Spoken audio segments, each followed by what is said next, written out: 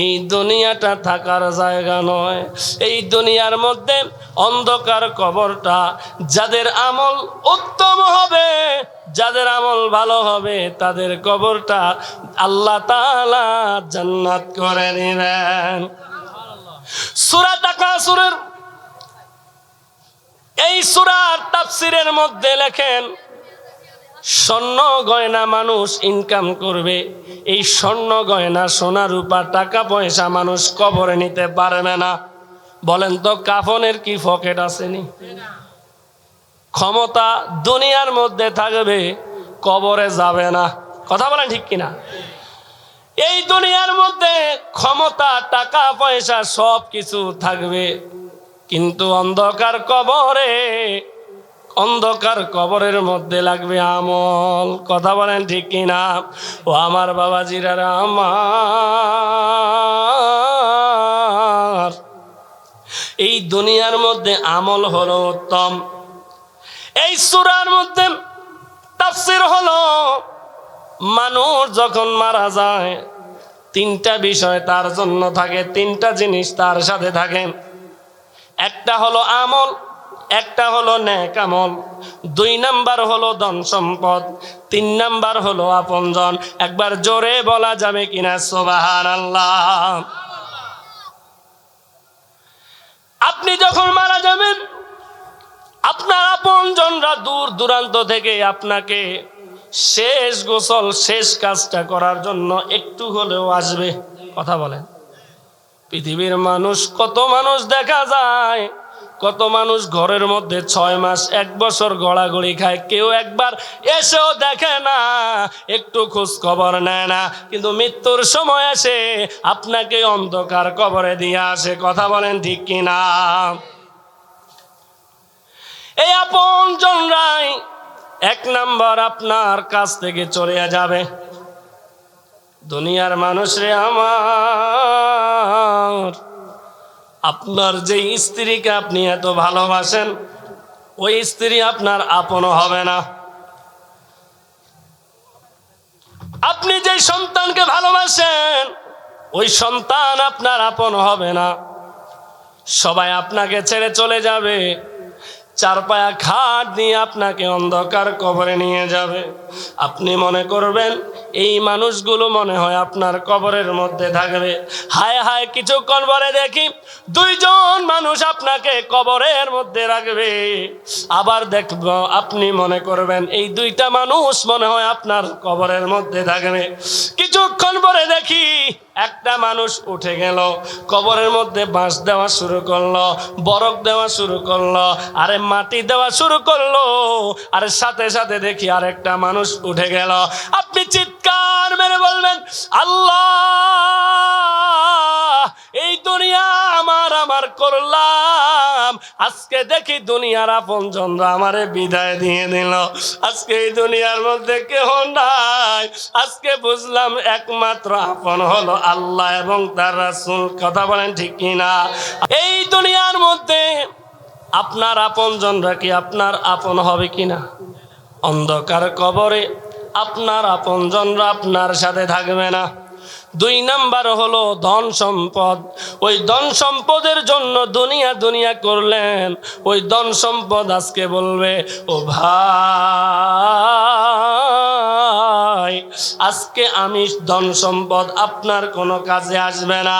আজকে আপনি আপনার জন্য, আমি আমার জন্য, আপনি আমার কেহ নয়, আমি আপনার কেহ নয়। কথা বলেন ঠিক কিনা? এই ধন সম্পদ আপনার কাছ থেকে বিদায় নিয়ে চলে যাবে, আত্মীয় স্বজন বিদায় নিয়ে চলে যাবে। ও আমার বাবাজিরা, খেয়াল করেন, একটা মাত্র কাজ থাকবে, সেটা হলো আমল। এই দুনিয়ার সব দরজাগুলো যখন বন্ধ হয়ে যাবে রে, ওই অন্ধকার কবরে আপনার আমল কাজে লাগবে।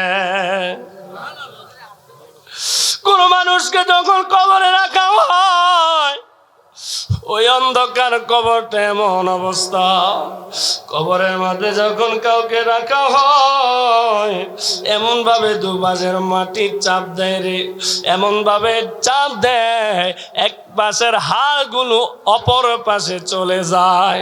বলেন তো ওই কবরকে ভয় করার দরকার আছে না নাই? শুধু কবরকে ভয় করে পকেটের মধ্যে নিয়ে নিলে কি হবে? এই অন্ধকার কবরকে ভয় করে, অন্ধকার কবরকে ভয় করে, মৃত্যুর যন্ত্রণাকে ভয় করে দুনিয়ার মধ্যে নেক আমল করতে হবে। কথা বলে ঠিক কিনা? কোন মানুষ যখন মারা যায় আপনাকে অন্ধকার কবরে মৃত্যুর পরে রাখা হয়। দুনিয়ার সমস্ত মানুষ যখন 40 কদম চলে যায়, আল্লাহর নবী রাহমাতুল লিল আলামিন বলেন ওই শেষের মানুষ যে কিনা জুতা পায়ে দিয়ে আওয়াজ করে হেঁটে যায়, মৃত ব্যক্তি ওই ব্যক্তির জুতার আওয়াজ শুনতে পায়। মুনকার নাকির কবরে আসবেন, যে ব্যক্তি মুনকার নাকিরের প্রশ্নের জবাবগুলো সহজভাবে দিতে পারবে না, তার জন্য আল্লাহ পাক রব্বুল আলামিনের পক্ষ থেকে এলান চলে আসবে, আমার বান্দা সঠিক বলতে পারে নাই, তার জন্য কবরটাকে জাহান্নামের বিছানা বিছিয়ে দাও, জাহান্নামের সাথে দরজা লাগায়া দাও। এবং শুধু তাই নয়, কিয়ামত পর্যন্ত এই শাস্তিটা ভক্ষণ করতে হবে, কিয়ামত পর্যন্ত এই শাস্তিটা নিতে হবে। শুধু তাই নয়, যে ব্যক্তি দুনিয়ার মধ্যে আমল করে নাই, নেক আমল করে নাই, যুবক অবস্থায় সেজদা দেয় নাই, যুবক অবস্থায় নেক আমল করে নাই, এবং বৃদ্ধ অবস্থায় নিজে আমলকে গোছায় নাই, গীবত পরনিন্দা সব কিছু করে রাখছে, এই দুনিয়ার মধ্যে কবর আযাব হওয়ার কারণ হলো 3টা। 1 নাম্বার হলো চগলখুরি করা, আরেক নাম্বার হচ্ছে দাঁড়িয়ে প্রস্রাব করা, বা প্রস্রাব করে পানি খরচ করে না, এমন হতভাগা ছেলে মেয়ে আছে না নাই? প্রস্রাব করে পানি খরচ করে না, গীবত করে, চগলখুরি করে। আল্লাহর হাবিব রহমতের নবী, দু জাহানের বাদশা নবী বলেন, যারা দুনিয়ার মধ্যে গীবত করবে, আপনাদের দেশে মনে হয় গীবত নাই, আমাদের দিকে আছে, একে অপরের শুধু গীবত, নিজে সারাদিন গুনাহের মধ্যে লিপ্ত হইল, হঠাৎ যখন আরেকজনের গুনাহ দেখলো, হায় হায় নিজের গুনার কথা ভুলে গেছে, আরেকজনের গুনাহ নিয়ে টানাটানি শুরু করে দেয়। কথা বলেন? এই কারণে যারা দুনিয়ার মধ্যে গীবত করবে, যারা চগলখুরি করবে, এই কারণে তাদের কবরের মধ্যে আযাব হবে। প্রস্রাব করে যারা পানি খরচ করে না, সুন্দর মতো যারা পানি খরচ করে না, পবিত্রতা অর্জন করে না, ওই ব্যক্তিদের জন্য কবরে আযাব। বাগদাদ শহরে একজন যুবক, তিনি বলছেন, আমার বোন ইন্তেকাল করেছে, ইন্তেকাল করার পরে আমি যখন আমার বোনকে কবরে রাখার সময় আমার পকেট মোবারকের মধ্যে কিছু টাকা ছিল, ওই টাকাগুলো বোনের কবরের মধ্যে মাটি দেওয়ার সময় ওই কবরের মধ্যে পড়ে গেল। আমি হঠাৎ যখন কবর থেকে ঘরের মধ্যে গেলাম, আমার পকেটে খুঁজতে গেলাম, টাকা নাই। কি নাই? আমি দেখলাম আমার পকেটে টাকা নাই, বুঝতে পারলাম মনে হয় কবরের মধ্যে পড়েছে। রাতের বেলা ভাই যখন বোনের কবরটা খুঁড়তে গেলেন, দেখলেন কবরের মধ্যে দাউ দাউ করে আগুন জ্বলে। ভাই চিৎকার মেরে ওই অন্ধকার কবর, ধাউ ধাউ কবর জায়গা থেকে তিনি দৌড়াইয়া মায়ের কাছে আসলেন, বললেন, মা গো মা, আমার বোনের কবরের মধ্যে আযাব চলে, আমার বোন কি এমন বদ আমল করেছে?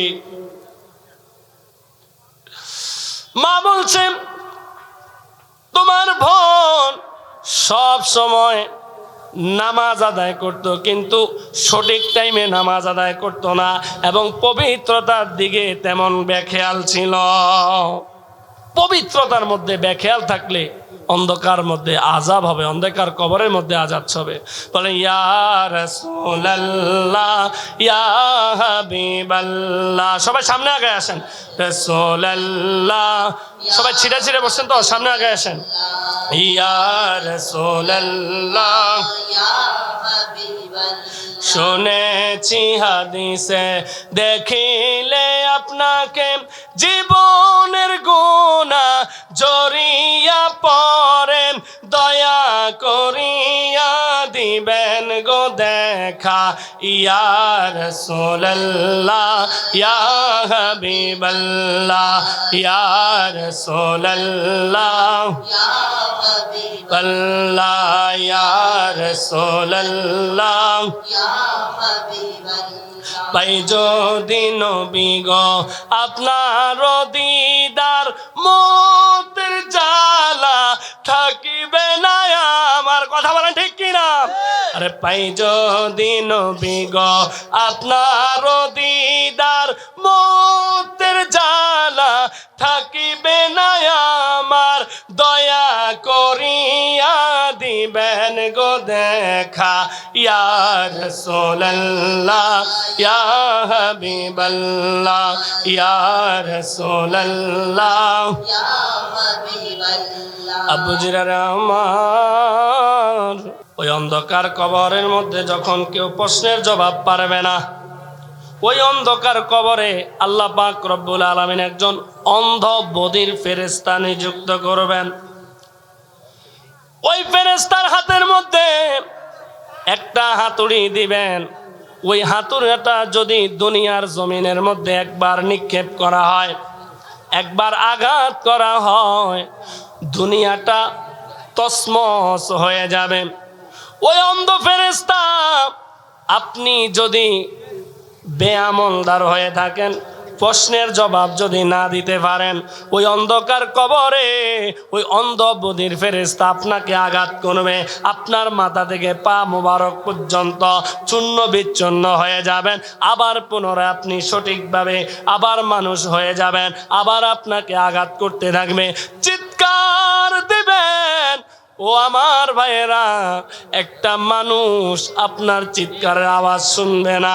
এই দুনিয়ার মধ্যে যারা আমার করছেন, যারা দুনিয়ার মধ্যে ফজরের নামাজ পড়েন না, জোহরের নামাজ আদায় করে না, আসরের নামাজ আদায় করে না, এশার নামাজ মাগরিবের নামাজ আদায় করে না, ওই সকল ভাইদেরকে বলবো রে ভাই, যারা দুনিয়ার মধ্যে নেক আমল করবে না, আল্লাহর হাবিবের সুন্নতকে আঁকড়ে ধরবে না, ওই অন্ধকার কবরে তাদের জন্য রয়েছে আযাব। কথা বলেন ঠিক কিনা? দুনিয়ার মধ্যে কোনো যুবক যদি নেক আমল না করে, হাসরের ময়দান এমন একটা ভয়াবহ হয়ে যাবে।